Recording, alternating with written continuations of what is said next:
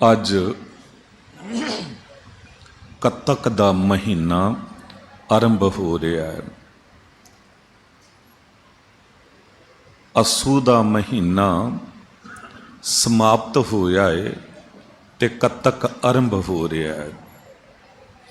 ਇਸ ਤੋਂ ਪਹਿਲਾਂ ਭਾਦੋਂ ਵੀ ਸੀ। ਭਾਦੋਂ ਦਾ ਮਹੀਨਾ ਭਾਦੋਏ ਲਿਖਿਆ ਹੈ, ਭਾਦੋਂ ਨਹੀਂ ਲਿਖਿਆ। ਭਾਦੋਏ ਦਾ ਅਰਥ ਹੈ ਦੋਏ ਭਾ, ਦੁਵਿਧਾ ਵਿੱਚ ਰਹਿਣਾ ਹਮੇਸ਼ਾ। ਇਹ ਜਿਹੜੇ ਮਹੀਨੇ ਨੇ, ਇਹ ਰੁੱਤਾਂ ਨੇ, ਕਿ ਸਾਡੇ ਵੱਸ ਦੀ ਗੱਲ ਹੈ ਕਿ ਅਸੀਂ ਹੁਣ ਕੱਤਕ ਦਾ ਮਹੀਨਾ ਸਾਨੂੰ ਮਿੱਠੀ ਰੁੱਤ ਲੱਗੇ ਤੇ ਅਸੀਂ ਕਹਿ ਦਈਏ ਇੱਥੇ ਹੀ ਰੁਕ ਜਾਵੇ, ਅੱਗੇ ਅੱਤ ਦੀ ਠੰਡ ਆਵੇ ਹੀ ਨਾ। ਇਹਨਾਂ ਮਹੀਨਿਆਂ ਨਾਲ ਸਾਡਾ ਬਹੁਤਾ ਮਤਲਬ ਨਹੀਂ ਹੈ। ਇਹ ਸਭ ਕੁਝ ਵਾਹਿਗੁਰੂ ਦੇ ਹੱਥ ਹੈ। ਇਹਨਾਂ ਨੇ ਇਸੇ ਤਰ੍ਹਾਂ ਆਉਣਾ ਹੈ ਤੇ ਚਲੇ ਜਾਣਾ ਹੈ। ਕਹਿੰਦੇ ਜੇ ਤੂੰ ਜੀਵਨ ਦੇ 'ਚ ਬਸੰਤ ਦੀ ਰੁੱਤ ਰੱਖਣਾ ਚਾਹੁੰਦਾ ਹੈ, ਜੇ ਤੂੰ ਇਹ ਕੱਤਕ ਦਾ ਮਹੀਨਾ ਮਿੱਠੀ ਰੁੱਤ ਹਮੇਸ਼ਾ ਇਹ ਮਹੀਨਾ ਚਾਹੁੰਦਾ ਹੈ, ਤੇ ਬਾਹਰ ਵਾਲੇ ਮਹੀਨੇ ਨੇ ਤੇ ਰੁਕਣਾ ਨਹੀਂ ਹੈ, ਇਹਨੇ ਬੀਤ ਜਾਣਾ ਹੈ। ਤੂੰ ਆਪਣੇ ਜੀਵਨ ਦੇ ਵਿੱਚ ਹੀ ਕੱਤਕ ਨੂੰ ਲਿਆ। ਇਹ ਜੀਵਨ ਦੇ 'ਚ ਜੇ ਮਿੱਠੀ ਰੁੱਤ ਬਣੀ ਰਹੀ, ਜੀਵਨ ਦੇ 'ਚ ਜੇ ਬਸੰਤ ਖੇੜਾ ਬਣਿਆ ਰਿਹਾ, ਬਸੰਤ ਰੁੱਤ ਬਣੀ ਰਹੀ, ਫਿਰ ਇਹਨਾਂ ਮਹੀਨਿਆਂ ਦੀ ਗਰਮੀ ਸਰਦੀ ਇਹ ਤੁਹਾਡਾ ਕੁਛ ਨਹੀਂ ਵਿਗਾੜ ਸਕਣਗੇ। ਜਿੱਥੇ ਜੀਵਨ ਵਿੱਚ ਹੀ ਬਸੰਤ ਰੁੱਤ ਬਣ ਗਈ, ਜਿੱਥੇ ਜੀਵਨ ਵਿੱਚ ਹੀ ਆਨੰਦ ਬਣ ਗਿਆ। ਆਨੰਦ ਕੀ ਹੁੰਦਾ ਹੈ? ਜੋ ਕਦੀ ਟੁੱਟੇ ਭੱਜੇ ਨਾ, ਇੱਕੋ ਜਿਹਾ ਰਵੇ। ਹਮੇਸ਼ਾ ਹੀ ਆਪਾਂ ਯਾਦ ਕਰਦੇ ਹਾਂ ਕਿ ਆਨੰਦਪੁਰ ਵਾਸੀ, ਆਨੰਦਪੁਰ ਦੇ ਮਾਲਕ ਸਾਹਿਬ ਗੁਰੂ ਗੋਬਿੰਦ ਸਿੰਘ ਸਾਹਿਬ ਜੀ ਨੇ ਆਨੰਦਪੁਰ ਸਾਹਿਬ ਛੱਡ ਦਿੱਤਾ। ਆਨੰਦਪੁਰ ਗਿਆ ਤੇ ਕੀ ਆਨੰਦ ਚਲਾ ਗਿਆ? ਨਹੀਂ, ਆਨੰਦ ਤੇ ਉਸੇ ਤਰ੍ਹਾਂ ਬਣਿਆ ਰਿਹਾ, ਕਿਉਂਕਿ ਜੀਵਨ ਦੇ 'ਚ ਆਨੰਦ ਸੀ ਤੇ ਦੁਖੀ ਹੋਏ ਨਹੀਂ। ਜਿੰਨੇ ਮਰਜੀ ਭਾਣੇ ਵਰਤੇ, ਜੋ ਹੋਣਾ ਹੈ ਉਹ ਹੋਣਾ ਹੀ ਹੋਣਾ। ਚਿੰਤਾ ਤਾਕੀ ਕੀਜਿਐ ਜੋ ਅਨਹੋਨੀ ਹੋਏ, ਇਹ ਮਾਰਗ ਸੰਸਾਰ ਨਾਨਕ ਥਿਰ ਨਹੀਂ ਕੋਏ। ਹੁਣ ਇਹ ਕੌਣ ਆਨੰਦ ਲੈ ਸਕੇਗਾ? ਜਿਸ ਗੱਲ ਨੂੰ ਸਮਝ ਜਾਵੇਗਾ।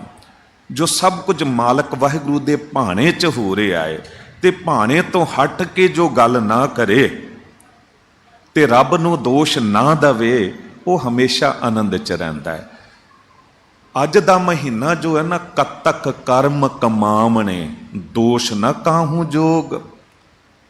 ਜੇ ਕੱਤਕ ਦੇ ਮਹੀਨੇ 'ਚ ਤੂੰ ਮਾੜੇ ਕਰਮ ਕਰ ਰਿਹਾ ਹੈ ਤੇ ਦੋਸ਼ ਕਿਸੇ ਹੋਰ ਨੂੰ ਕਿਸ ਤਰ੍ਹਾਂ ਦੇ ਸਕਦਾ ਹੈ? ਪਰ ਅਸੀਂ ਕੀ ਕਰਦੇ ਹਾਂ? ਅਸੀਂ ਕਿਉਂ ਦੁਖੀ ਹਾਂ? ਕਿਉਂਕਿ ਮਾੜੇ ਕਰਮ ਅਸੀਂ ਕਰਦੇ ਹਾਂ ਤੇ ਦੋਸ਼ ਦੂਜਿਆਂ ਨੂੰ ਦਿੰਦੇ ਹਾਂ।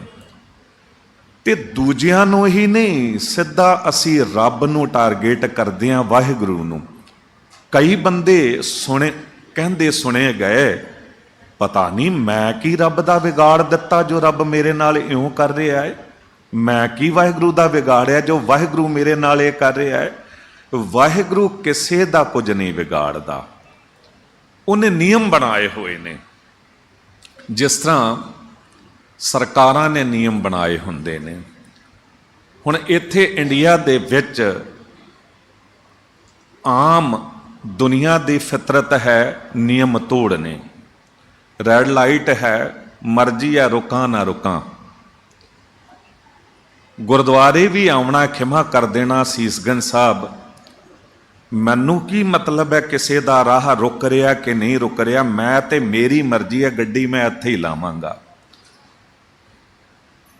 ਹੁਣ ਸੱਜਣਾ, ਇੰਨਾ ਕੁ ਤਾਂ ਵੇਖ ਲੈ ਵੀ ਐਤਵਾਰ ਦਾ ਦਿਨ ਹੋਵੇ, ਇਤਨੀ ਜ਼ਿਆਦਾ ਸੰਗਤ ਆ ਰਹੀ ਹੋਵੇ ਤੇ ਭਾਈ ਮਤੀ ਦਾਸ ਚੌਂਕ ਉਹ ਗੋਲ ਚੱਕਰ, ਉੱਥੋਂ ਉਹਨਾਂ ਕੁ ਰਾਹ ਇੱਕ ਗੱਡੀ ਨਿਕਲ ਸਕਦੀ ਹੈ, ਉੱਥੇ ਗੱਡੀ ਲਾ ਦੇਣੀ ਤੇ ਦੂਜੀਆਂ ਗੱਡੀਆਂ ਕਿਸ ਤਰ੍ਹਾਂ? ਖਿਮਾ ਕਰ ਦੇਣਾ। ਤੁਸੀਂ ਕਹੋਗੇ ਕਥਾ ਦੇ ਵਿੱਚ ਇਹ ਗੱਲ ਕਿਉਂ? ਕਿਉਂਕਿ ਐਜ ਏ ਹੈਡ ਗ੍ਰੰਥੀ ਇੱਥੇ ਦਾ ਸੇਵਾਦਾਰ ਹੋਣ ਦੇ ਨਾਤੇ ਸੁਚੇਤ ਹੋਣਾ ਆਪਾ ਸਭ ਨੂੰ ਜ਼ਰੂਰੀ ਹੈ। ਕੀ ਪਤਾ ਕੱਲ ਨੂੰ ਅਸੀਂ ਇਸ ਗੱਲ ਦਾ ਖਿਆਲ ਕਰ ਲਈਏ ਕਿ ਗੱਡੀ ਖੜੀ ਕਰਕੇ ਫਿਰ ਇੱਕ ਵਾਰੀ ਵੇਖ ਲਈਏ ਕਿ ਦੂਜੇ ਕਿਸੇ ਦਾ ਰਾਹ ਤੇ ਨਹੀਂ ਰੁਕ ਰਿਹਾ, ਕਿਉਂਕਿ ਸੰਗਤ ਨੇ ਆਉਣਾ ਗੁਰਦੁਆਰੇ ਵੱਲ। ਚਲੋ ਹੋਰਾਂ ਦਾ ਤੇ ਰਾਹ ਗੱਲ ਛੱਡੋ, ਗੁਰੂ ਕੀ ਸੰਗਤ ਨੇ ਆਉਣਾ ਹੈ। ਫਿਰ ਉਹ ਕਰਮ ਕਿਹੋ ਜਿਹਾ ਹੋ ਗਿਆ ਵੀ ਰਾਹ ਰੋਕ ਦਿੱਤਾ।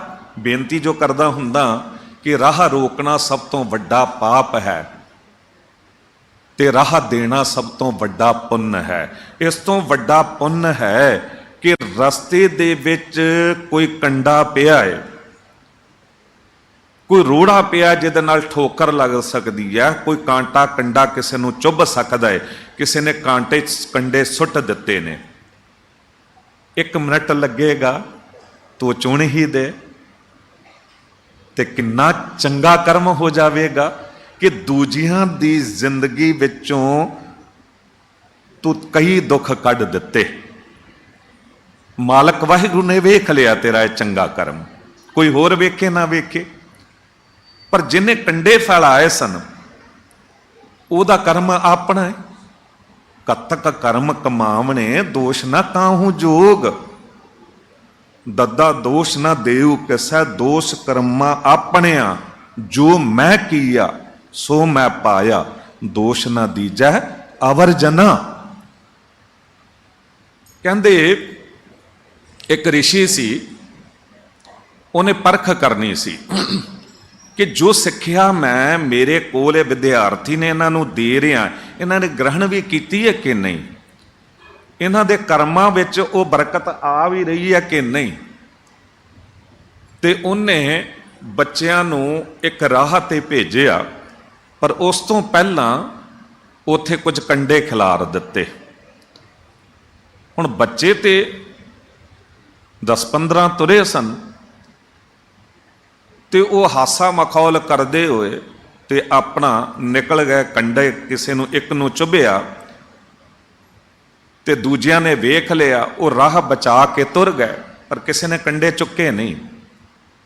ਇੱਕ ਬੱਚਾ ਅਖੀਰ ਵਿੱਚ ਉਹ ਰੁਕ ਗਿਆ, ਉਹਨੇ ਸਾਰੇ ਕੰਡੇ ਚੁੱਗੇ, ਇੱਕ ਪਾਸੇ ਰੱਖ ਦਿੱਤੇ ਤੇ ਰਾਹ ਪੱਧਰਾ ਕਰਕੇ ਅੱਗੇ ਤੁਰਿਆ। ਅੱਗੇ ਉਹ ਰਿਸ਼ੀ ਜੋ ਉਹਦਾ ਗੁਰੂ ਉਸਤਾਦ ਸੀ ਉਹ ਵੇਖ ਰਿਹਾ ਸੀ, ਉਹਨੇ ਘੁੱਟ ਗਲਵਕੜੀ 'ਚ ਲੈ ਕੇ ਛਾਤੀ ਨਾਲ ਲਾਇਆ ਤੇ ਮੱਥਾ ਚੁੰਮਿਆ ਕਿ ਇੱਕ ਤੂੰ ਹੈ ਜਿਹਨੇ ਇਹ ਕੁਝ ਗ੍ਰਹਿਣ ਕੀਤਾ ਹੈ। ਅਸੀਂ ਕੀ ਕਰਦੇ ਹਾਂ, ਸਾਕਤ ਹਰ ਰਸ ਸਾਧ ਨਾ ਜਾਣਿਆ, ਜੋ ਅੰਤਰ ਹਉਮੈ ਕੰਡਾ ਹੈ। ਅਸੀਂ ਸਾਕਤ ਦੀ ਗਿਣਤੀ 'ਚ ਕਿਉਂ ਆਈਏ? ਜੇ ਸਾਕਤ ਦੀ ਗਿਣਤੀ 'ਚ ਅਸੀਂ ਆਵਾਂਗੇ ਫਿਰ ਤੇ ਕਹਿ ਦਿੱਤਾ ਗਿਆ, ਸਾਕਤ ਸੰਗ ਨਾ ਦੂਰ ਜਾਈਐ ਭਾਗ, ਬਾਸਨ ਕਾਰੋ ਪਰਸੀ ਹੈ, ਦਾਗ ਤੇ ਲੱਗੇਗਾ ਹੀ। ਵੀ ਕਾਲਾ ਕੋਈ ਬਰਤਨ ਹੈ, ਉਹਨੂੰ ਜਿੰਨਾ ਮਰਜ਼ੀ ਤੁਸੀਂ ਸੁਚੇਤ ਹੋ ਕੇ ਫੜੋ, ਪਰ ਕਿਤੇ ਨਾ ਕਿਤੇ ਦਾਗ ਲੱਗ ਹੀ ਜਾਣਾ ਹੈ। ਤੇ ਸਾਕਤ ਨੂੰ ਇਤਨਾ ਬੁਰਾ ਕਿਹਾ ਹੈ, ਸਾਕਤ ਤੇ ਸੂਕਰ ਭਲਾ, ਆਛਾ ਰਾਖੈ ਗਾਉ। ਇੱਕ ਸੂਕਰ, ਦੇਖੋ ਸੂਕਰ ਗੁਰਬਾਣੀ ਕਹਿ ਰਹੀ ਹੈ, ਕੂਕਰ ਵੀ ਕਹਿੰਦੀ ਹੈ। ਕਈ ਵਾਰੀ ਸ਼ਬਦ ਜਿਹੜੇ ਨਾ, ਸ਼ਬਦਾਂ ਦੀ ਚੋਣ ਉਹ ਦੂਜਿਆਂ ਨੂੰ ਬੁਰੀ ਲੱਗ ਜਾਂਦੀ ਹੈ ਕਿ ਇਹ ਕਿਉਂ ਇਹ ਸ਼ਬਦ।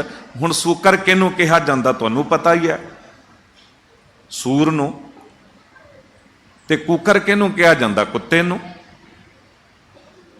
ਹੁਣ ਸਮਝਣਾ ਤਾਂ ਪਏਗਾ ਨਾ, ਕਈਆਂ ਨੂੰ ਨਹੀਂ ਵੀ ਪਤਾ ਹੁੰਦਾ ਸੂਕਰ ਕਿਹਨੂੰ ਕਿਹਾ ਜਾਂਦਾ।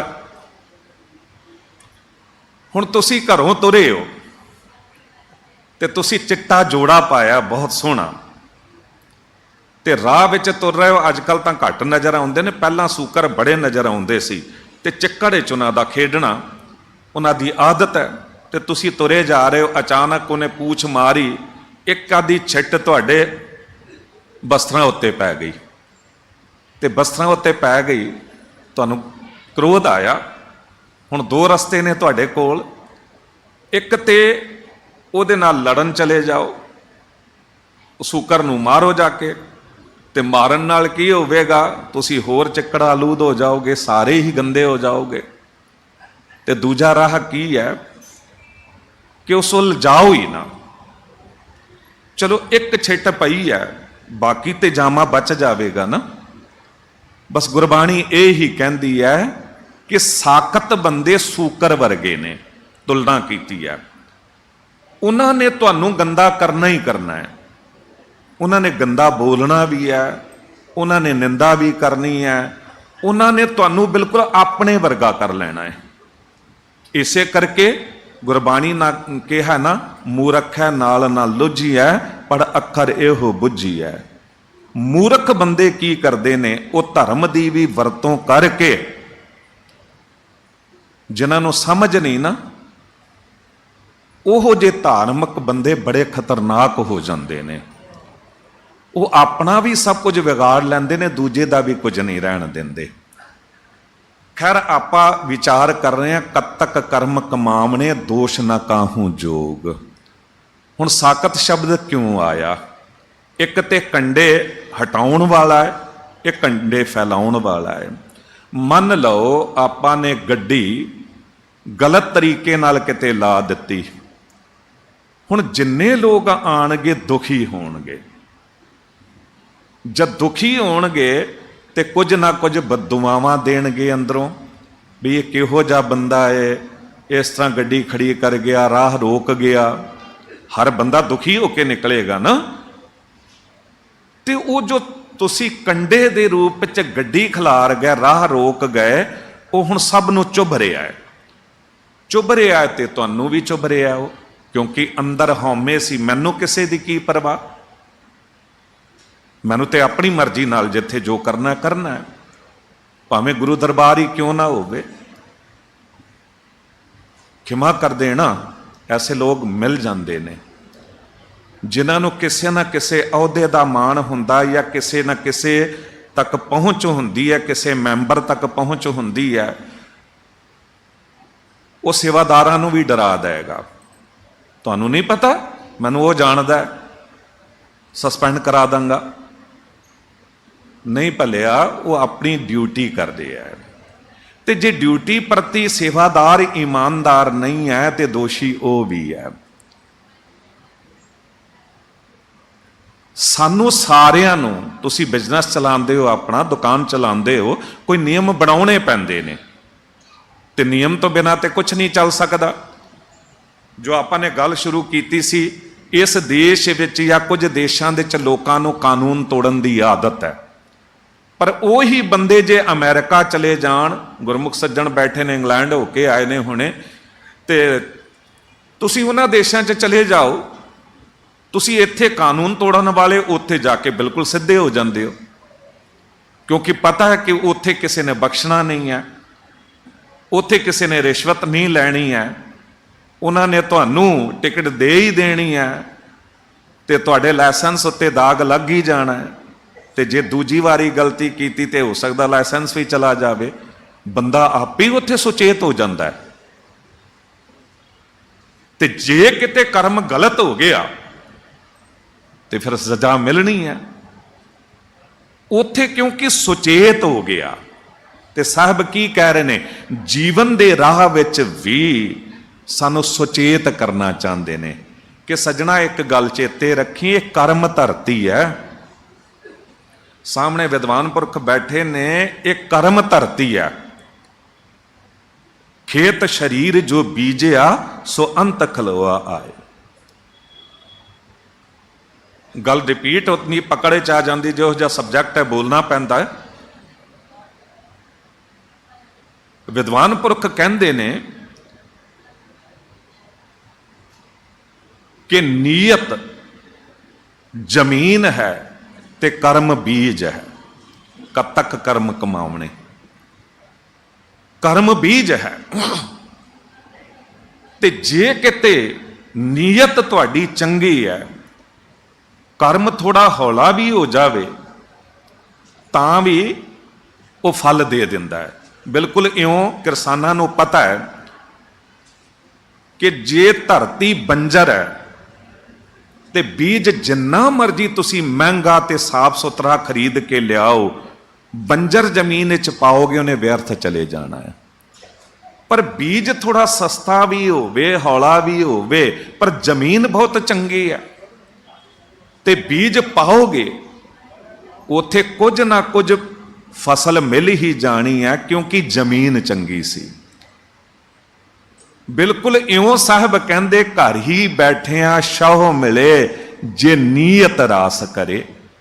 ਹੁਣ ਨੀਅਤ ਚੰਗੀ ਹੋਵੇ, ਤੁਸੀਂ ਕੀਰਤਨ ਕਥਾ ਸੁਣ ਰਹੇ ਹੋ ਪਰ ਬੜੀ ਚੰਗੀ ਨੀਅਤ ਨਾਲ ਸੁਣ ਰਹੇ ਹੋ, ਕਿਤੇ ਨਾ ਕਿਤੇ ਜੇ ਥੋੜਾ ਜਿਹਾ ਭੁੱਲ ਹੋ ਵੀ ਗਈ, ਧਿਆਨ ਭਟਕ ਵੀ ਗਿਆ, ਫਿਰ ਆ ਗਏ ਖਿੱਚ ਕੇ ਮਨ ਨੂੰ ਉੱਥੇ ਪ੍ਰਾਪਤ ਹੋ ਜਾਵੇਗਾ, ਕਿਉਂਕਿ ਨੀਅਤ ਚੰਗੀ ਸੀ। ਪਰ ਜੇ ਨੀਅਤ ਚੰਗੀ ਨਹੀਂ ਨਾ, ਤੇ ਫਿਰ ਕੋਈ ਗਾਵੈ ਰਾਗੀ ਨਾਦੀ ਬੇਦੀ ਬਹੁ ਭਾਂਤ ਕਰ, ਨਹੀਂ ਹਰ ਹਰ ਭੀਜੈ ਰਾਮ ਰਾਜੇ, ਜਿਨਾ ਅੰਤਰ ਕਪਟ ਵਿਕਾਰ ਹੈ ਤੇ ਨਾ ਰੋਏ ਕਿਆ ਕੀਜੈ। ਕਹਿੰਦੇ ਉਹਨਾਂ ਦਾ ਤੇ ਕੀਰਤਨ ਵੀ ਰੋਣਾ ਹੋ ਜਾਂਦਾ ਹੈ, ਵੀ ਕੀਰਤਨ ਸੁਣਨਾ, ਕੀਰਤਨ ਕਰਨਾ ਕਿਤਨਾ ਚੰਗਾ ਕਰਮ ਹੈ। ਪਰ ਜੇ ਨੀਅਤ ਚੰਗੀ ਨਹੀਂ ਹੈ ਤੇ ਭਾਵੇਂ ਕੀਰਤਨ ਸੁਣ ਰਹੇ ਹੋ, ਭਾਵੇਂ ਕਰ ਰਹੇ ਹੋ, ਅੰਦਰ ਕਪਟ ਹੈ, ਤੇ ਫਿਰ ਗੁਰਬਾਣੀ ਕਹਿ ਰਹੀ ਹੈ ਇੰਨਾ ਚੰਗਾ ਕਰਮ ਵੀ ਰੋਣਾ ਹੀ ਬਣ ਜਾਂਦਾ ਹੈ। ਹੁਣ ਕਥਾ ਕਰਨੀ ਜਾਂ ਕਥਾ ਸੁਣਨੀ, ਇਸ ਤੋਂ ਚੰਗਾ ਕਰਮ ਕੀ ਹੋ ਸਕਦਾ ਹੈ।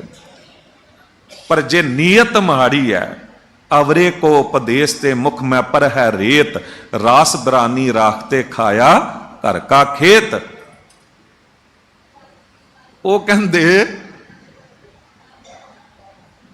ਅਵਰ ਉਪਦੇਸ਼ੇ ਆਪ ਨਾ ਕਰੇ, ਆਵਤ ਜਾਵਤ ਜਨਮੈ ਮਰੈ। ਕਹਿੰਦੇ ਜੇ ਨੀਅਤ ਚੰਗੀ ਨਹੀਂ ਹੈ, ਮੁਖ ਮੈਂ ਪਰ ਹੈ ਰੇਤ, ਸੁਆਈ ਹੈ। ਹੁਣ ਗੱਲ ਕਿੱਥੇ ਚੱਲ ਰਹੀ? ਕਰਮ ਦੀ। ਇਕਾਗਰਤਾ ਤੁਹਾਡੀ ਬਹੁਤ ਮਿਲ ਰਹੀ, ਦੂਰ ਤੱਕ ਵੇਖ ਰਿਹਾ, ਹਾਲ ਭਰਿਆ ਤੇ ਬਿਲਕੁਲ ਸੁਚੇਤ ਹੋ ਕੇ ਤੁਸੀਂ ਬੈਠੇ ਹੋ। ਜਿਹੜੀ ਸੰਗਤ ਆ ਰਹੀ ਹੈ ਉਹਨਾਂ ਨੂੰ ਵੀ ਬੇਨਤੀ ਹੈ, ਅੱਜ ਮਹੀਨਾ ਆਰੰਭ ਹੋ ਰਿਹਾ ਹੈ ਤੇ ਕੋਈ ਦਾਸ ਤੁਹਾਨੂੰ ਖੁਸ਼ ਕਰਨ ਲਈ ਨਹੀਂ ਕਹਿ ਰਿਹਾ, ਨਾ ਹੀ ਆਪਣੇ ਵੱਲੋਂ ਕਹਿ ਰਿਹਾ, ਪਰ ਇਹ ਜਿੱਥੋਂ ਮਹੀਨਾ ਆਰੰਭ ਹੁੰਦਾ ਉੱਥੇ ਵੀ ਕਰਮ ਦੀ ਗੱਲ ਹੈ। ਕਿਰਤ ਕਰਮ ਕੇ ਵਿਛੜੇ ਕਰ ਕਿਰਪਾ ਮਿਲ ਹੋ ਰਾਮ, ਚਾਰ ਕੁੰਟ ਦਹ ਦਿਸ ਪਰ ਮੈਂ ਥਕਾਏ ਪ੍ਰਭ ਕੀ ਸਾਮ। ਕਿਉਂ ਵਿਛੜ ਗਏ ਸੀ, ਅੱਗੇ ਆਵੇਗਾ। ਇਹ ਮਹੀਨੇ ਦੀ ਹੀ ਵਿਚਾਰ ਹੈ, ਜਿੱਥੇ ਕਹਿੰਦੇ ਵਿਮੁਖ ਹੋਏ ਰਾਮ ਤੇ ਲੱਗਨ ਜਨਮ ਵਿਜੋਗ। ਵਿਮੁਖ ਹੋਣਾ ਕੀ ਹੈ? ਤੁਸੀਂ ਗੁਰਦੁਆਰੇ ਪੁੱਜ ਗਏ, ਮਾਲਕ ਵਾਹਿਗੁਰੂ ਨੇ ਤੇ ਕਿਰਪਾ ਕਰ ਦਿੱਤੀ, ਇੱਥੇ ਤੱਕ ਪਹੁੰਚਾ ਦਿੱਤਾ। ਹੁਣ ਤੁਹਾਡੇ ਹੱਥ ਵਿੱਚ ਸੀ ਨਾ ਕੋਈ ਚੰਗਾ ਕਰਮ ਕਰਨਾ ਹੈ ਕਿ ਨਹੀਂ। ਤੁਸੀਂ ਗੁਰਮੁਖ ਬਣਨਾ, ਇਹ ਬੇਮੁਖ ਹੀ ਰਹਿਣਾ ਹੈ। ਹੁਣ ਬੇਮੁਖ ਹੋਣਾ ਕੀ ਹੈ, ਬੇਮੁਖ ਹੋਣਾ ਕੀ ਹੈ? ਬੇਮੁਖ ਹੋਣਾ ਇਹ ਹੈ ਕਿ ਗੁਰਦੁਆਰੇ ਆ ਕੇ ਕੇਵਲ ਆਪਣੀ ਮੰਗਾਂ ਹੀ ਮੰਗੀਆਂ। ਵਪਾਰ ਮੰਗ ਲਿਆ, ਕਾਰੋਬਾਰ ਮੰਗ ਲਿਆ, ਕਾਰ ਮੰਗ ਲਈ, ਔਲਾਦ ਮੰਗ ਲਈ, ਔਲਾਦ ਲਈ ਵਿਦਿਆ ਮੰਗ ਲਈ, ਸਭ ਕੁਝ ਮੰਗ ਲਿਆ, ਪਰ ਜਿਸ ਨੂੰ ਮੰਗ ਰਿਹਾ ਹੈ ਉਹਨੂੰ ਤੇ ਮੰਗਿਆ ਹੀ ਨਾ, ਉਹਨੂੰ ਕੁਝ ਸਮਝਿਆ ਹੀ ਨਾ। ਅੱਜ ਕੱਲ ਦੇ ਹਾਲਾਤ ਐਸੇ ਨੇ, ਤੁਸੀਂ ਦੇਖੋਗੇ ਕਿ ਬੱਚਿਆਂ ਨੂੰ ਪੜ੍ਹਾ ਲਿਖਾ ਕੇ ਤੇ ਸਭ ਕੁਝ ਬਣਾ ਕੇ ਮਾਂ-ਬਾਪ ਹੈਂਡਓਵਰ ਕਰ ਦਿੰਦੇ ਨੇ, ਦੇ ਦਿੰਦੇ ਨੇ ਹੱਥ ਵਿੱਚ। ਉਸ ਤੋਂ ਬਾਅਦ ਉਹੀ ਔਲਾਦ ਇਗਨੋਰ ਕਰਦੀ ਹੈ ਮਾਂ-ਬਾਪ ਨੂੰ, ਕੁਝ ਸਮਝਦੀ ਨਹੀਂ। ਤੇ ਉਹਨਾਂ ਮਾਂ-ਬਾਪ ਦੇ ਹਿਰਦੇ ਤੋਂ ਪੁੱਛਿਓ ਕੀ ਬੀਤਦੀ ਹੈ ਉਹਨਾਂ ਉੱਤੇ। ਕੱਲਿਆਂ ਬੈਠ ਕੇ ਕਿੱਦਾਂ ਭੁੱਬਾਂ ਮਾਰ ਕੇ ਰੋਂਦੇ ਨੇ ਉਹ, ਪਰ ਮੋਹ ਦਾ ਚੱਕਰ ਹੈ। ਤੁਸੀਂ ਦੇਖੋ ਨਾ, ਅਕਬਰ ਨੇ ਇਹ ਫੈਸਲਾ ਲੈ ਲਿਆ ਸੀ ਇੱਕ ਵਾਰੀ ਕਿ ਜਹਾਂਗੀਰ ਇਤਨਾ ਜ਼ਾਲਮ ਤੇ ਸ਼ਰਾਬੀ ਕਬਾਬੀ ਕੁਕਰਮੀ ਹੈ, ਹਮੇਸ਼ਾ ਨਸ਼ੇ 'ਚ ਗਲਤਾਨ ਰਹਿਣ ਵਾਲਾ, ਤੇ ਮੈਂ ਇਹਨੂੰ ਰਾਜ ਗੱਦੀ ਦਿਆਂਗਾ ਹੀ ਨਹੀਂ, ਕਿਉਂਕਿ ਇਹਨੇ ਕੀ ਕਰਨਾ, ਰਾਜ ਸੰਭਾਲਣਾ ਹੀ ਨਹੀਂ। ਪਰ ਜਦ ਮਰਨ ਲੱਗਾ ਨਾ, ਪਹਿਲਾਂ ਸੋਚਿਆ ਸੀ ਪੋਤਰੇ ਨੂੰ ਗੱਦੀ ਦੇ ਦਿਆਂਗਾ, ਫਿਰ ਵੀ ਕਿਸੇ ਚੰਗਾ ਫੈਸਲਾ ਨਹੀਂ ਸੀ ਕਿ ਵੀ ਕਿਸੇ ਚੰਗੇ ਸਮਝਦਾਰ ਬੰਦੇ ਨੂੰ ਨਹੀਂ, ਮੋਹ ਸੀਗਾ ਪਰਿਵਾਰ ਵੱਲ ਹੀ, ਤੇ ਪੋਤਰੇ ਨੂੰ ਦੇ ਦਿਆਂਗਾ। ਚਲੋ ਪੋਤਰਾ ਖੁਸਰੋ ਕਿਤੇ ਨਾ ਕਿਤੇ ਚੰਗਾ ਸੀ, ਗੁਰੂ ਦਰਬਾਰ ਵੀ ਆਉਂਦਾ ਸੀ, ਅਕਬਰ ਨਾਲ ਲੰਗਰ ਵੀ ਛਕ ਕੇ ਗਿਆ ਸੀ ਗੁਰੂ ਅਮਰਦਾਸ ਸਾਹਿਬ ਪਾਤਸ਼ਾਹ ਵੇਲੇ। ਪਰ ਗੱਲ ਜੋ ਕਹਿਣਾ ਚਾਹ ਰਿਹਾ, ਮੋਹ, ਪੁੱਤਰ ਮੋਹ ਦੇ ਅਧੀਨ ਹੋ ਕੇ ਅਖੀਰ ਜਹਾਂਗੀਰ ਨੂੰ ਹੀ ਰਾਜ ਗੱਦੀ ਦੇ ਗਿਆ। ਫਿਰ ਜਹਾਂਗੀਰ ਨੇ ਕੀ ਕੁਝ ਨਹੀਂ ਕੀਤਾ ਤੁਹਾਨੂੰ ਪਤਾ ਹੀ ਹੈ। ਫਿਰ ਉਹੀ ਕੁਝ ਸਿੱਖਿਆ ਅੱਗੇ ਔਰੰਗਜ਼ੇਬ ਨੇ, ਤੇ ਆਪਣੇ ਸਕੇ ਮਾਂ-ਬਾਪ ਨੂੰ, ਸ਼ਾਹਜਹਾਨ ਬਾਦਸ਼ਾਹ ਤੇ ਉਹਦੀ ਪਤਨੀ ਨੂੰ ਇਹਨੇ ਪਾਣੀ ਤੋਂ ਤਰਸਾ ਕੇ ਮਾਰਿਆ, ਆਪਣੇ ਮਾਂ-ਬਾਪ ਨੂੰ। ਇਹ ਕਿਉਂ ਹੁੰਦਾ ਹੈ? ਇਹ ਹੁਣ ਪਰਮੇਸ਼ਰ ਨੂੰ ਦੋਸ਼ ਦਈਏ, ਵਾਹਿਗੁਰੂ ਤੇਰਾ ਕੀ ਵਿਗਾੜਿਆ ਸੀ, ਇਹੋ ਜਿਹੀ ਔਲਾਦ ਦਿੱਤੀ? ਨਹੀਂ, ਉਹਨੇ ਤੇ ਚੰਗੀ ਔਲਾਦ ਦਿੱਤੀ ਸੀ, ਹੁਣ ਤੇਰੇ ਜੀਵਨ ਦੇ ਕਰਮਾਂ ਨੇ ਵਿਗਾੜਿਆ। ਪਤੀ ਪਤਨੀ ਦੇ ਝਗੜੇ ਨੇ ਬੱਚਿਆਂ ਨੂੰ ਵਿਗਾੜਿਆ, ਮਾੜੇ ਕਰਮਾਂ ਨੇ ਘਰ 'ਚ ਜੋ ਕੁਝ ਬੱਚੇ ਵੇਖ ਰਹੇ ਸਨ ਤੂੰ ਆਪਣੇ ਮਾਂ-ਬਾਪ ਨਾਲ ਕਰ ਰਿਹਾ ਸੀ, ਉਹੀ ਕੁਝ ਬੱਚਿਆਂ ਨੇ ਤੇਰੇ ਨਾਲ ਕਰਨਾ। ਅੱਜ ਕੀ ਹੁੰਦਾ ਹੈ, ਖਿਮਾ ਕਰਨਾ, ਕਈ ਵਾਰੀ ਆਪਾਂ ਨੂੰਹਾਂ ਨੂੰ ਤੇ ਪੁੱਤਰਾਂ ਨੂੰ ਹੀ ਦੋਸ਼ ਦਿੰਦੇ ਆ, ਪਰ ਬੇਟੀਆਂ ਨੂੰ ਵੀ ਦੋਸ਼ ਦਿਆ ਕਰੀਏ ਕਦੀ। ਮੈਂ ਹੈਰਾਨ ਹੁੰਦਾ ਵਾਂ ਕਈ ਵਾਰੀ ਮਾਂ। ਉਸ ਦਿਨ ਇੱਕ ਭੈਣ ਜੀ ਆਏ, ਭੁੱਬਾਂ ਮਾਰ ਕੇ ਰੋ ਪਏ, ਅਰਦਾਸ ਕਰਾਈ ਉਹਨਾਂ ਨੇ ਕਿ ਬੱਚੀ ਜਵਾਨ ਘਰੋਂ ਨਿਕਲ ਗਈ ਹੈ, ਚਲੀ ਗਈ ਹੈ ਕਿਤੇ, ਤੇ ਗਿਆਨੀ ਜੀ ਅਰਦਾਸ ਕਰੋ ਵਾਪਸ ਆ ਜਾਵੇ। ਅਰਦਾਸ ਕੀਤੀ, ਫਿਰ ਦੂਜੇ ਦਿਨ ਆ ਗਈ ਉਹ ਵਿਚਾਰੀ ਤੜਪਦੀ, ਹਾਲੇ ਨਹੀਂ ਆਈ। ਮੈਂ ਕਿਹਾ ਜੀ ਸਬਰ ਕਰੋ, ਗੁਰੂ ਤੇਗ ਬਹਾਦਰ ਸਾਹਿਬ ਜੀ ਉੱਤੇ ਭਰੋਸਾ, ਗੁਰੂ ਗ੍ਰੰਥ ਸਾਹਿਬ ਜੀ ਉੱਤੇ, ਉਹਨੂੰ ਸੁਮਤ ਬਖਸ਼ਣਗੇ, ਆ ਜਾਏਗੀ। ਤੀਜੇ ਦਿਨ ਗ੍ਰੰਥੀ ਸਿੰਘ ਵੀ ਬੈਠੇ ਸਨ, ਦੋਨੋਂ ਹਸਬੈਂਡ ਵਾਈਫ ਆਏ ਤੇ ਸ਼ੁਕਰਾਨੇ ਦੀ ਅਰਦਾਸ ਕਰਾਈ ਕਿ ਬੱਚੀ ਦਾ ਪਤਾ ਲੱਗ ਗਿਆ ਹੈ ਤੇ ਉਹ ਆ ਰਹੀ ਹੈ, ਅਸੀਂ ਲੈਣ ਜਾ ਰਹੇ ਹਾਂ। ਉਦੋਂ ਮੈਨੂੰ ਇੱਕ ਖਿਆਲ ਆਇਆ ਕਿ ਇਹ ਹੀ ਬੱਚੀ ਜੋ ਮਾਂ-ਬਾਪ ਦੀ ਪਰਵਾਹ ਨਹੀਂ ਕਰ ਰਹੀ ਜਾਂ ਨਹੀਂ ਕਰਦੀਆਂ, ਨਿਕਲ ਜਾਂਦੀਆਂ ਨੇ ਘਰੋਂ, ਜਿਨ੍ਹਾਂ ਨੂੰ ਮਾਂ-ਬਾਪ ਆਪਣੇ ਜਿਗਰ ਦਾ ਟੋਟਾ ਕਰਕੇ ਪਾਲਦੇ ਨੇ, ਰਾਤ ਦਿਨ ਦੁੱਖ ਸੁੱਖ ਵਿੱਚ ਮਾਂ-ਬਾਪ ਉਹਨਾਂ ਲਈ ਮਰਦੇ ਨੇ, ਜੇ ਉਸੇ ਬੱਚੀ ਨੂੰ ਜਨਮ ਲੈਂਦੇ ਜਾਂ ਸਾਲ ਬਾਅਦ ਹੀ ਮਾਂ-ਬਾਪ ਕੱਢ ਦਿੰਦੇ ਜੀਵਨ ਵਿੱਚੋਂ, ਫਿਰ ਉਹਦਾ ਕੀ ਹਾਲ ਹੋਣਾ ਸੀ? ਫਿਰ ਉਹਨੇ ਕਿੱਦਾਂ ਰੁੱਲ ਜਾਣਾ ਸੀ? ਅੱਜ ਤੂੰ ਡਾਕਟਰ ਇੰਜੀਨੀਅਰ ਬਣ ਗਈ ਜਾਂ ਅੱਜ ਪੜ੍ਹ ਲਿਖ ਗਈ, ਅੱਜ ਪੈਰਾਂ ਤੇ ਖੜੀ ਹੋ ਗਈ, ਮਾਂ-ਬਾਪ ਨੇ ਕਰ ਦਿੱਤਾ, ਤੇ ਤੂੰ ਇੱਕ ਮਿੰਟ 'ਚ ਕਿਸੇ ਹੋਰ ਲਈ ਆਪਣੇ ਮਾਂ-ਬਾਪ ਨੂੰ ਛੱਡ ਦਿੱਤਾ। ਇੱਕ ਵਾਰੀ ਨਹੀਂ ਸੋਚਿਆ? ਤੇ ਸੋਚ ਕੇ ਵੇਖ, ਜੇ ਉਦੋਂ ਮਾਂ-ਬਾਪ ਤੈਨੂੰ ਬਾਹਰ ਘਰੋਂ ਕੱਢ ਦਿੰਦੇ, ਸੁੱਟ ਦਿੰਦੇ, ਫਿਰ ਤੇਰਾ ਕੀ ਹਾਲਾਤ ਹੋਣੇ ਸਨ? ਇਹੀ ਪੁੱਤਰਾਂ ਲਈ ਹੈ, ਜਿਹੜੇ ਪੁੱਤਰ ਸਾਰੀ ਉਮਰ ਮਾਂ-ਬਾਪ ਨੇ ਸਭ ਕੁਝ ਕੀਤਾ, ਤੇ ਕਿਤੇ ਪਤਨੀ ਆ ਗਈ, ਸਾਰੀ ਪਤਨੀਆਂ ਲਈ ਨਹੀਂ, ਜਿਹੜੀ ਬੱਚੀਆਂ, ਜਿਹੜੀ ਨੂੰਹਾਂ ਇਹ ਸੋਚਦੀਆਂ ਨੇ ਕਿ ਜੇ ਮੇਰੇ ਮਾਂ-ਬਾਪ ਨਾਲ ਇਹ ਕੁਝ ਹੋਵੇਗਾ ਤੇ ਫਿਰ ਮੇਰੇ ਉੱਤੇ ਕੀ ਬੀਤੇਗੀ, ਜੇ ਮੇਰੇ ਮਾਂ-ਬਾਪ ਨੂੰ ਮੇਰੀ ਭਰਜਾਈ ਨੇ, ਭਾਬੀ ਨੇ ਜਾਂ ਭਰਾ ਨੇ ਕੱਢ ਦਿੱਤਾ ਫਿਰ ਕੀ ਹੋਵੇਗਾ। ਤੇ ਉਹ ਕਦੀ ਵੀ ਇਹੋ ਜਿਹੀ ਜੁਰਤ ਨਹੀਂ ਕਰੇਗੀ ਕਿ ਆਪਣੇ ਸੱਸ ਸਹੁਰੇ ਨੂੰ ਦੁੱਖ ਦੇਵੇ ਜਾਂ ਘਰੋਂ ਕੱਢ ਦੇਵੇ। ਹਾਲਾਂਕਿ ਸੱਸਾਂ ਨੂੰ ਵੀ ਬਦਲਣਾ ਚਾਹੀਦਾ ਹੈ। ਜੋ ਕੁਝ ਉਹਦੀ ਸੱਸ ਨੇ ਉਹਦੇ ਨਾਲ ਕੀਤਾ, ਜੇ ਉਹਨੂੰ ਚੰਗਾ ਨਹੀਂ ਲੱਗਿਆ ਤੇ ਉਹੀ ਕੁਝ ਤੂੰ ਆਪਣੀ ਨੂੰਹ ਨਾਲ ਕਿਉਂ ਕਰ ਰਹੀ ਹੈ? ਅੱਜ ਜਿਤਨੇ ਦੁੱਖ ਨੇ ਨਾ, ਇਹ ਕਰਮਾਂ ਦੇ ਕਰਕੇ ਨੇ। ਤੁਸੀਂ ਕਰਮ ਨੂੰ ਬਦਲਦੇ ਨਹੀਂ ਹੋ। ਜੇ ਕਰਮ ਬਦਲ ਲਿਆ ਜਾਵੇ ਤੇ ਜੀਵਨ ਦੇ ਵਿੱਚ ਵੀ ਦੁੱਖ ਤਕਲੀਫਾਂ ਘਟ ਜਾਣਗੀਆਂ। ਦਾਸ ਅਕਸਰ ਕਹਿੰਦਾ ਹੁੰਦਾ ਹੈ ਕਿ ਜਿਸ ਦਿਨ ਤੋਂ ਤੁਹਾਡੇ ਘਰ 'ਚ ਨੂੰਹ ਆ ਜਾਵੇ, ਉਸ ਦਿਨ ਤੋਂ ਕਦੀ ਨਾ ਕਹੋ ਮੇਰਾ ਪੁੱਤਰ ਮੇਰਾ ਪੁੱਤਰ, ਉਸ ਦਿਨ ਤੋਂ ਕਹੋ ਮੇਰੀ ਬੇਟੀ ਮੇਰੀ ਬੇਟੀ। ਤੁਹਾਡਾ ਪੁੱਤਰ ਕਿਤੇ ਨਹੀਂ ਜਾਵੇਗਾ। ਉਹ ਲੈ ਵੀ ਉਦੋਂ ਹੀ ਜਾਂਦੀ ਹੈ जद तुसी मेरा पुत्र कहते हो तो उन्होंने कहते हो कि ते दूजे घर तो आई है, उन्होंने अपने घर के फैसलों च शामिल नहीं करना, उन्होंने गैर समझना, तो किते न किते वो भी फिर साजिशां करती है। जे किते मेरी बेटी ते तुहानू बेटी मिल जाती है, उन्होंने माँ बाप मिल जाते हैं।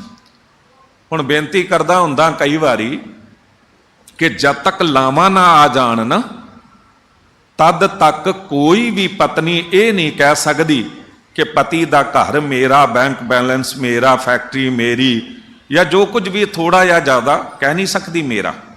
पर जो ही लावां आउंदियां ने, इतना प्यारा रिश्ता है कि अधिकार मिल जाता है। वो कह सकती है पति मेरा, पति का घर मेरा, दुकान मेरी, बैंक बैलेंस मेरा, सब कुछ नूं मेरा कहती है। फिर जद उहदे माँ बाप की गल आती पति दे, उदों सस ते सहुरा नहीं। उदों भी जो बच्ची कवे पति की माँ मेरी माँ, पति का पिता मेरा पिता, ते किन्ना सोहना रिश्ता बन जाता है।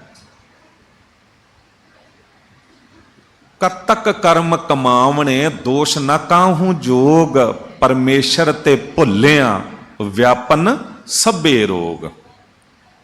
सभे रोग, तन दे रोग भी, मन दे रोग भी, मानसिक रोग भी, ये सब लगदे ही तद ने जद परमेश्वर नूं भुला दिओ।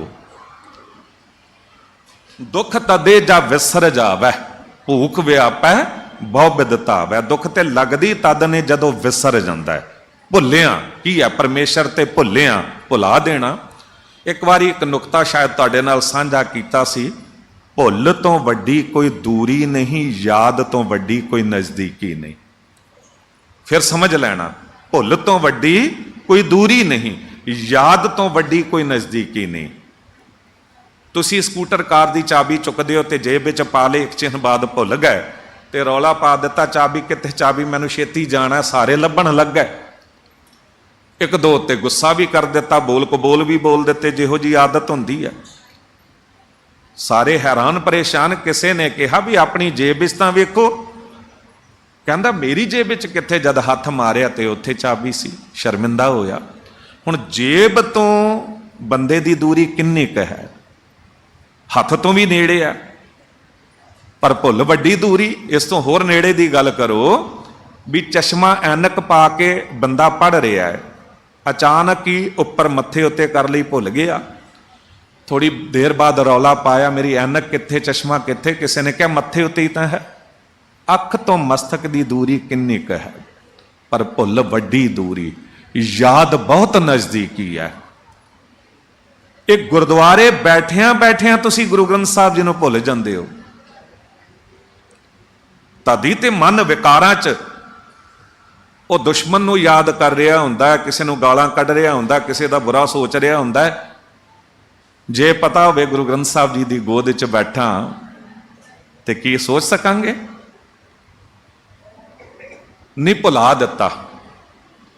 जे ना भुलाओ ना ते घर बैठिया भी ये दूर नहीं है। जह जह पेखों तह हजूर, दूर कतहु ना जाई, रव रहा सरबत्र में मन सदा ते आई। पर मैं बेनती दास कर दवे कि जो लाइव टैलीकास्ट होंदा है ना, ये बहुत कमाल दी बरकत आई है।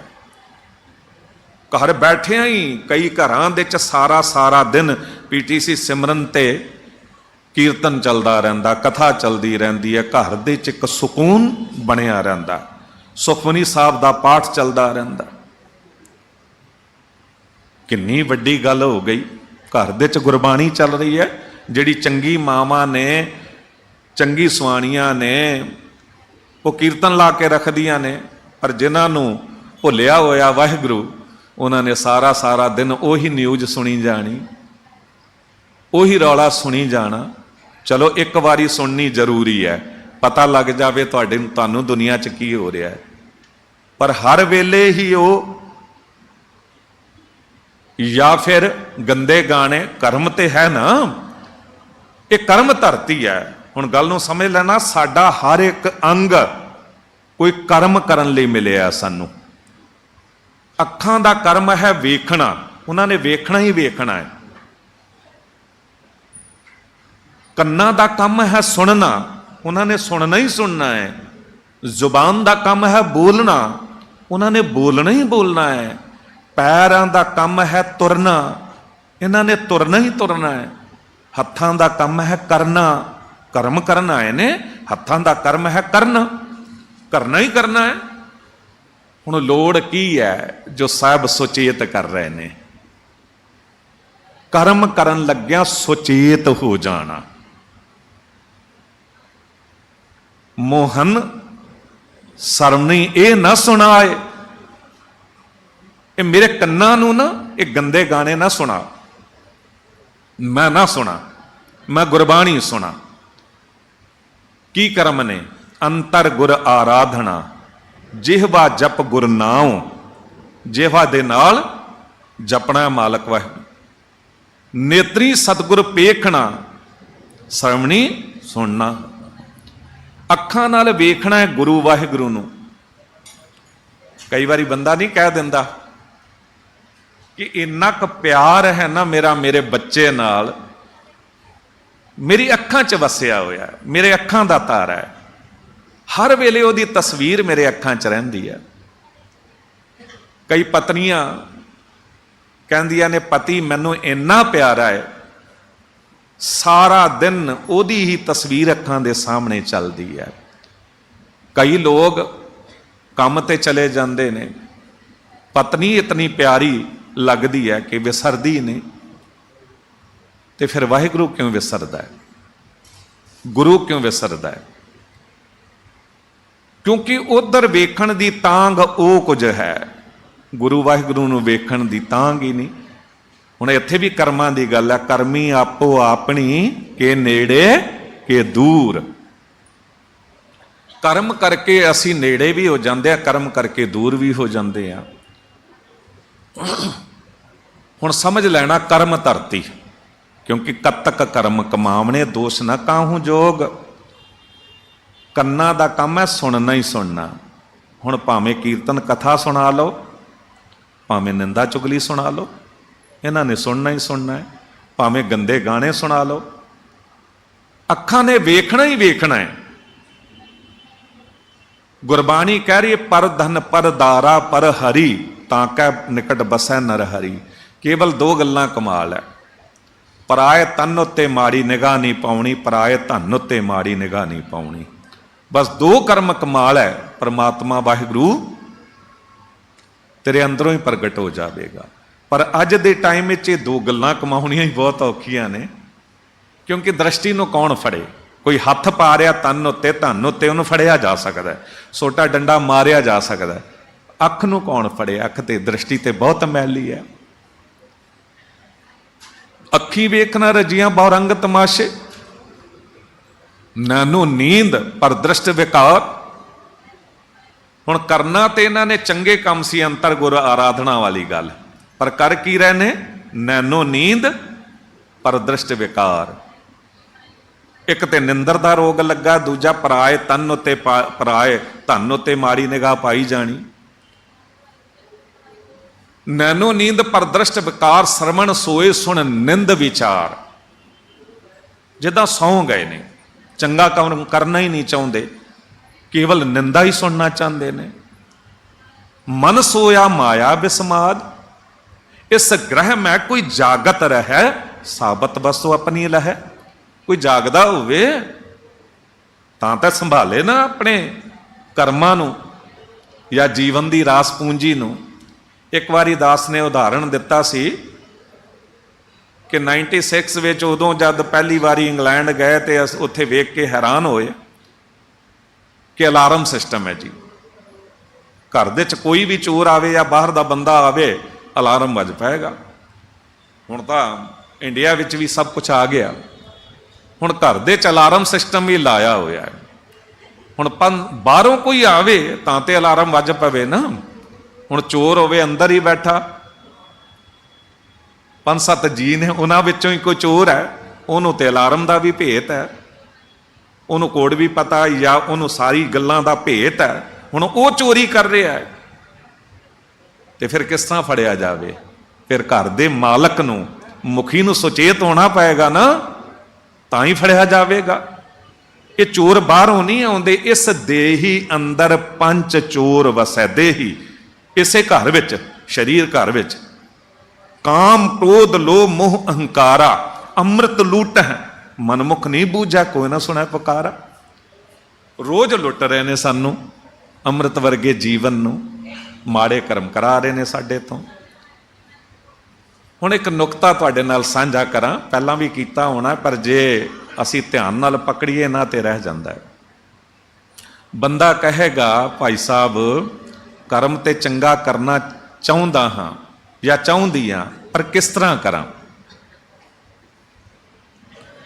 किस तरह करा? ते गुरु अंगद देव साहब जी ने बड़े कमाल दे बोल दे दिते। वो कहंदे अखी बाझों वेखना बिन कन्ना सुनना, पैरी बाझों चलना बिन हत्थां करना, जीभै बाझों बोलना इउं जीवत मरना। कहंदे पैरां नाल तोरी ना, तू हत्थां नाल करी ना, अखां नाल वेख ही ना, कन्नां नाल सुनी ना, जीभ नाल बोल ही ना। सतगुरु यह की गल होई? जे अखां नाल नहीं वेखांगा तो वेखांगा काहदे नाल? कन्नां नाल नहीं सुनांगा तो सुनांगा काहदे नाल? ये तो फिर मुर्दा ही हो गया। तुरांगा पैरां नाल नहीं तो काहदे नाल तुरांगा? हत्थां नाल ना करांगा तो कर ही नहीं सकांगा कुछ। जीभ नाल ना बोलांगा तो संबंधी नहीं जुड़ेगा किसी नाल, फिर तो मैं मुर्दा हो जावांगा। कहंदे नहीं हुण मुर्दा है तू, उदों तां जिंदा हो जावेगा। पता किस तरह मुर्दा असी? सतगुरु कह रहे ने अत सुंदर कुलीन चतुर मुख ज्ञानी धनवंत, मृतक कहिया नानका जह प्रीत नहीं भगवंत। तू अत सोहना होवे, चतुर चलाक होवे, उच्ची कुल वाला होवे, ज्ञान दी गल्लां करन वाला होवे, धनवान होवे, सारे गुण वडियाइयां तेरे विच होण, पर जे परमात्मा वाहिगुरू नूं भुला दिता है, उहदे नाल प्रीत नहीं ते मुर्दा है। कई बारी माँ बाप दुखी होकर कह देंदे ने पुत्र बारे ते साडे लई मर गया। कोई कह सकदा माँ बाप? ये ते जींदियां जी साडे लई मर गया, क्योंकि वो माँ बाप दी सेवा या किसी गल दा रिहा ही नहीं ते मर ही गया। इसे तरह असी वाहिगुरू लई भी मरे हुए हैं। कई बारी बंदा नहीं कह दिंदा इहदा जमीर मर गया है। जमीर मरना की है? बंदे दी मौत, नहीं तो बंदा मरदा थोड़ा है। कौन मुआ रे कौन मुआ, ब्रह्म ज्ञानी मिलकर हो विचारा, यह तो चलत भया, माटी माटी हुई एक रोवन हारे की कौन टेक। कौन मरदा? कुछ भी नहीं मरदा। गुरबाणी कहती पंज तत्त ने शरीर दे, सारे अपने अपने असले च समा जाते हैं, आत्मा तो कदी मरदी नहीं है। मरदा कद है बंदा? जब जमीर मर जाता है। ते दास बेनती कर रहा सी कि गुरु अंगद देव साहब सतगुरु जी कहते तू जिंदा ही उदों होवेगा जद ये कर लेंगा। की करना सतगुरु कहते? अखां नाल ना वेख, ध्यान नाल वेख, कन्नां नाल ना सुन, ध्यान नाल सुन। क्योंकि जद भी अखां कुछ माड़ा वेखदियां ने ते ध्यान चेतावनी दिंदा है, पर त्रीए रूप ना पेखै नेत्र, ते तेरे गुरु का सिद्धांत है। ते जे ध्यान नाल वेखेगा माड़ा वेखण तो बच जावेगा। जे कन्नां नाल नहीं सुनेगा, ध्यान नाल सुनेगा, तो फिर निंदा चुगली थोड़ा सुनेगा। क्योंकि फिर तो समझ आ जाएगी निंदा भली किसे कि ना ही मनमुख मोद करेन, मुंह काले तना निंदका नरके होर पवन। हुण खिमा करना, केड़ा ऐसा बंदा जो नरक च पैना चाहुंदा है? केड़ा ऐसा बंदा जो मुंह काला करवा लेना चाहुंदा है? शायद कोई भी नहीं होगा। बंदा किसी लिए जान ते दे सकता है, पर कोई कहे मेरे लिए मुंह काला करवा ले, कोई ना तैयार होगा। बड़ी दलेरी चाहिए है। चंगा कर्म करन लई, किसी का भला कर्म करन लई ਪਰਉਪਕਾਰੀਆਂ ਨੇ ਆਪਣਾ ਮੂੰਹ ਤਾਂ ਕਾਲਾ ਕਰਵਾ ਲਿਆ ਸੀ, ਪਰ ਮੈਨੂੰ ਖਿਮਾ ਕਰ ਦੇਣਾ, ਉਹ ਮੂੰਹ ਕਾਲਾ ਕੀਤਾ ਨਜ਼ਰ ਆਇਆ, ਪਰ ਸਾਡੇ ਜੋ ਮੂੰਹ ਕਾਲੇ ਹੋਏ ਪਏ ਨੇ ਸਾਨੂੰ ਨਜ਼ਰ ਹੀ ਨਹੀਂ ਆਉਂਦੇ। इंसान हर बार यही भूल करता रहा, धूल चेहरे पे थी आईना साफ करता रहा, धूल चेहरे पे थी आईना साफ करता रहा। हुण गंदगी साडे किरदार विच है, जुबान साडी हर वेले निंदा करदी है। हुण सोशल मीडिया वाला ये तो ऐसा प्लेटफॉर्म मिल गया, जे चंगी वरतों करो तो बहुत चंगा है, जे माड़ी वरतों करो तो किसी दे जीवन नूं बिल्कुल तुसी गर्क भी कर सकते हो। किसी उत्ते भी तुसी कोई एक बहुत चंगे भैन जी ने ते आउंदे ने अक्सर इत्थे, ते बड़ी बरकतां भी उन्होंने अरदासां तो मिलियां, ते पिछे मुलाकात कीती ते मैं उन्होंने बच्ची नूं वेख के हैरान हो गया। अत सुंदर लड़की सी, जद पहला मिली सी, इतनी इंटैलीजेंट ते बड़ी वो खूबसूरत बच्ची, ते हुण वेख्या ते बड़ा ही कमज़ोर चेहरा बिल्कुल होया पिया। ते मैं हैरान होया, मैं पुछया बच्चे की होया? पता लगा कि सोशल मीडिया ते जो कमेंट जो कुछ लोगों ने, हुण तुसीं देख रहे हो हालात कुछ हुण भी ऐसे ही चल रहे हैं पंथ दे। उहदे च की हुंदा है कि सानू रोग है, दुनिया में सबसे बड़ा है रोग, क्या कहेंगे मेरे बारे में लोग। ते वाकई असी छेती भरोसा भी कर लेंदे आ, कोई भी कुछ भी कह दवे असी ओहो जी सोच बना लेंदे आ कि हाँ हाँ ये बंदा इहो जिहा ही होवेगा। असी ये भी नहीं सोचते कि अज ये जमाना है कि एडिटिंग करके पता नहीं की दा की कीता जा सकता है, बड़ा कुछ। पर निंदा किसी भी रूप च ना करिए, ये गुरबाणी कह रही है, क्योंकि बड़ा माड़ा कर्म है। कन्नां नूं सुनना ही नहीं चाहिए, जुबान नूं करनी नहीं चाहिए निंदा। मूँह काले ते ना निंदक, नरके घोर पवन कौन करना चाहेगा मुँह काला। दाग दोष मुँह चलिया लाए, दरगाह बैसन ना ही जाए। सारी उम्र तू दौड़ रहा, रोज गुरुद्वारे आ रहा, रोज सब कुछ कर रहा, नितनेम भी कर रहा, बाणी भी पढ़ रहा, इतना कुछ करन तो बाद जे तू कर ले निंदा ते सब कुछ गवा लिया।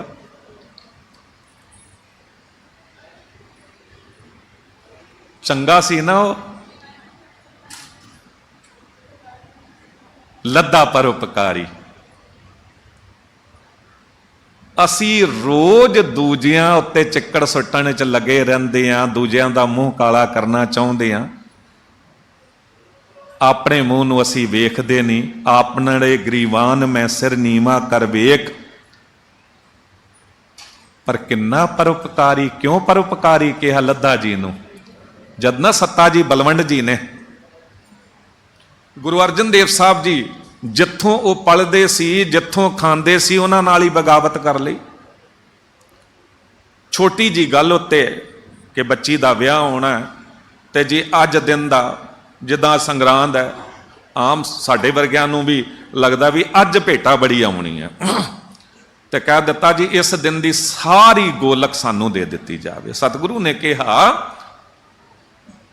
क्यों फिक्र करदे हो, सारे कारज गुरु दरबार तो रास हो जाणगे, इस गल ते क्यों लोभ लालच के इस दिन दी? नहीं जी सानू तो इसे दिन दी चाहिए। सतगुरु ने क्या लै लो। उस दिन किते कुदरती गल संगत घट आई, गोलक घट आई, ते दोष गुरु ने दे दिता। ददे दोष न देओ किसै, दोष कर्मा अपने आ, पर दोष गुरु नूं दे दिता कि सतगुरु ने संगत नूं रोक दिता होवेगा तां नहीं आई सानू गोलक, ते रुस के घर बैठ गया। गुरु लई दरवाजा नहीं खोलिया, साहब आप बुलाउण गए, बाबा बुढ़ा साहब नूं भेजिया, सारे गए नहीं आए। फिर निंदा करनी शुरू कर दी वड्डे गुरुआं दी, ते गुरु अर्जन देव साहब जी ने कहा जाओ फिट जाओ, भी जुबान तो तुहाडे कोड़ निकल रहा है। कुछ बंदियां दी हालत ऐसी हुंदी है, माफ करना, माथे त्रुकटी दृष्ट क्रूर बोले कौड़ा जेवा की फूड। मत्थे उत्ते तिउड़ियां चढ़ियां रहनियां हर वेले, दृष्ट क्रूर जहरीली अख ते कौड़ा बोलना, जिहवा की फूड़, ये कोड़ है। तो उही गल हो गई, शरीर कोड़ी हो गया। हुण रोंदे कुरलाउंदे ने, संगत ने मत्थे ना लाया, कोई बख्शाउण नहीं आ रहा। ते लद्दा जी कोल पुजे, रोंदे कुरलाउंदे, दरवाजा खड़काया। कौन? कहंदे लद्दा जी जे दस्या तो हो सकता तुसी दरवाजा भी ना खोलो, असी गुरु दरों फिटकारे हुए हाँ, सत्ता बलवंड। एकदम दरवाजा खोलिया, परोपकारी सन, बख्शवा दो चल के गुरु कोल। पता गुरु ने तो क्या होया, जेड़ा बख्शाउण आवेगा ओहदा मुंह काला कीता जावेगा। परोपकारी भावना, कहंदे जे मेरे एक दे मुंह काला होण नाल दो दा मस्तक उजला हो सकता है, तो मैनू ये भी प्रवान है। लैके तुर पै, गधे उत्ते सवार, मुंह काला, ते लोग तो रौला पाउणा शुरू कर देंदे ने कोई इहो जी घटना वेखण दा। ते रौला पिया, गुरु अर्जन देव साहब जी ने पूछा काहदा रौला पै रहा? सेवादार कहंदा जी लद्दा जी आ रहे ने सत्ता बलवंड नूं लैके। उन्हां नूं पता नहीं कि की कहा होया। सेवादार दे हथ जुड़ गया, अखां चथरू। सतगुरु बचन तां पहलां ही कमा के आ रहे ने, उन्होंने वो गल तां पहलां ही पूरी कर लई है, मूँह भी काला है ते खोते उत्ते सवार। साहब एकदम दौड़े, पिछे पिछे सिख संगत, जांदियां ही लद्दा जी नूं गलवकड़ी च लैके उतारिया ते कहा लद्दा जी तुसीं इहो जे परोपकारी हो, गुरु जानदा है, तुसीं उदां भी लैके आ जांदे तां भी बख्शे जाना सी। ते कहा नहीं सतगुरु जी, जे गुरु इतना बख्शंद है ना, ते सिख दा भी कर्म होना चाहिए है कि गुरु दे हुक्म नूं पहलां पूरा करना। हुण मैं सोचदा लद्दा जी इतिहास विच इतने अमर हो गए कि जिंदगी भर लई उन्हां दा मस्तक उजला हो गया। असी की करदे हां? असी रोज जे दूजे नूं दोष दिंदे हां, दूजिਆਂ उत्ते चिक्कड़ सुटदे हां, ते फिर वो कर्म साडे बनते चले जाते ने। कतक कर्म कमावणे दोष न काहू जोग, परमेशर ते भुलिया व्यापन सभे रोग। ते अगे साहब की कहते ने, वेमुख होए राम ते लगन जन्म विजोग। वेमुख कौन ने? जो गल कर रहे सी आपां, सब कुछ आके मंग लिया, अरदासां कीतियां, इत्थे भी कीती, पिछे भी कीती। मैं तो हैरान होना वा कई बारी भी मत्था इत्थे टेक लिया ते हुण वो जिहड़ी पौड़ी है जिथों ग्रंथी सिंह उपर चढ़ते हैं, उत्थे मत्था टेकण दी की लोड़ है? मत्था हमेशा सन्मुख टेकिया जाता है ना। पर मेरी मर्जी, मैं बहुतियां नूं वेख्या शरधा नूं सट ना वजे किसे दे भी, क्योंकि तुसीं सारे साडे तो बहुत चंगे हो। पर उत्थे फिर मत्था टेक के एकदम उठना नहीं, टिका के उत्थे फिर अरदासां चल रही ने। अरदास सामने कर लई, फिर सुखासन अस्थान ते भी अरदास, फिर गुरु नूं ही सुनाई ना, अपनी गुरु दी ते नहीं सुनी। ये है वेमुख होना। फिर कीर्तन कथा नहीं सुनी, निकल गए। वेमुख होए राम ते लगन जन्म विजोग, खिन मैं कौड़े होए गए जितड़े माया भोग। एक छिन दे विच ये सारे पदार्थ कौड़े हो जाते हैं। हो नहीं जाते भी किसी को हार्ट अटैक आ गया तो कह दिता डॉक्टर ने हुण कुछ नहीं खाना, रोज इन्ना इन्ना मिठा खांदा सी बंदा, एक छिन दे च सब कुछ कौड़ा हो गया, शुगर हो गई। अज घर च वेखदे हो, जे रज्जे पुज्जे हो तो तुसी कुछ नहीं खा पाते हो, नौकरानियां ही खांदियां ने, ड्राइवर ही खांदे ने, क्योंकि वो तंदुरुस्त ने, वो अपना दौड़ भज करते हैं। असल विच नौकर नौकरानियां सेवा कर रही ने किते ना किते।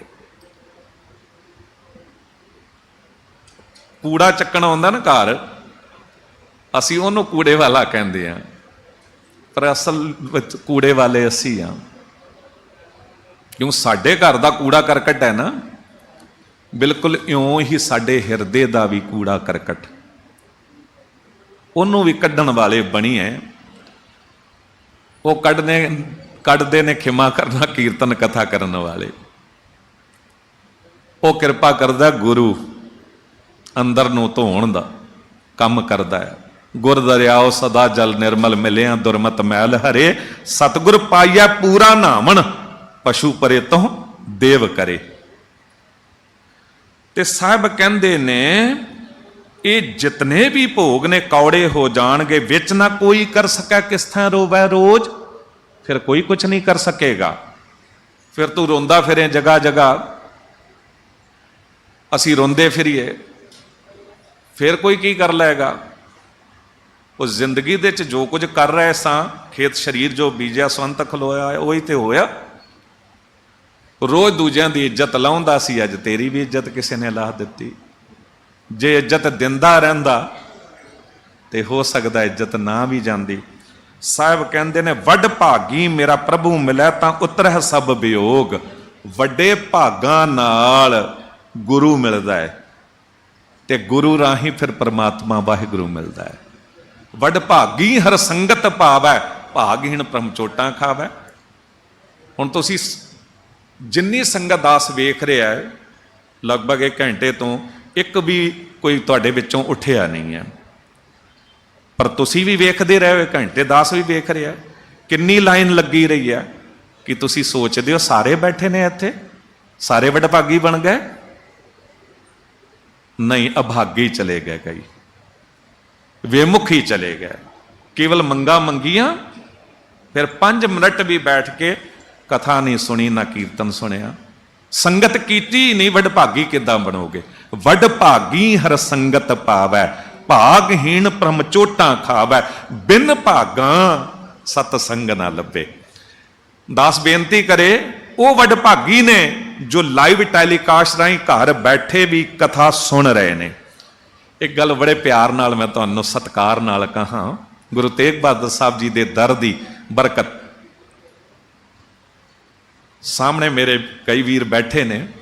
कल मैनू एक वीर लै गए, सेवादार नहीं सी आया ते घर तक छड्डिया, ते राह विच उन्होंने जो गल कही, ये गल मेरे सेवादारां नूं, ग्रंथी सिंघां नूं सब नूं पता, गुरु दरबार दे सेवादारां ग्रंथी। वो कहंदे ने संगत विचों मैसेज भी आंदे ने कि बई जद कथा हो रही हुंदी है, असीं तिन्ने जगह जांदे हां, दरबार साहब, बंगला साहब, सीसगंज साहब, फिर जिथे साडा मन टिकदा है असीं उस कथावाचक नूं सुन लैंदे हां। पर ज्यों ही 8:30 वजदे ने भी हुण आनंद साहब सीसगंज साहब शुरू होया होवेगा, असीं चैनल बदल के सीसगंज साहब आ जांदे हां। कमलजीत सिंह जी बैठे ने सामने, कईयां ने मेरे कई इत्थे सामने वीर बैठे ने। असल विच अरदास हुक्मनामे विच एक भावना, एक गुरु दी बख्शिश, जी की बिरथा होए सो गुर पह अरदास कर, ते बड़े भरोसे नाल अरदास कीती, फल लगदे ने। साहब कहंदे नानक को प्रभ राख लै मेरे साहिब बंदी मोच। नानक जी कहंदे मैं अरदास करदा, मालक वाहिगुरू मैनू भी वडभागी बना लै, ते मैनू भी प्रभु मिल पवे, ते जीवन मुकत हो जावां, कद तक होवै साध संग बिनसै सभे सोच। कद तक दा महीना जे साध संगत च बैठ के आरंभ कर रहे हैं, ते इनू अपने जीवन का कर्म बना लैंदा है कि मैं हर रोज जतन करांगा सत्संग करन दा, ते जीवन दे च तेरे ये मिठी रुत, ये बसंत रुत, ये कतक दी मिठी रुत सारी उम्र बनी रहेगी। इतनी क सेवा प्रवान करना, बेअंत होइयां भुल्लां बख्श लैना, दिओ असीस कथा करन दी जाच आ जावे। सांझे तौर ते आप सब लई अरदास है, तेग बहादुर सिमरै हर नौ निध आवै धाए, सब थाई होए सहाय। बुलाओ फतेह, वाहिगुरू जी का खालसा, वाहिगुरू जी की फतेह।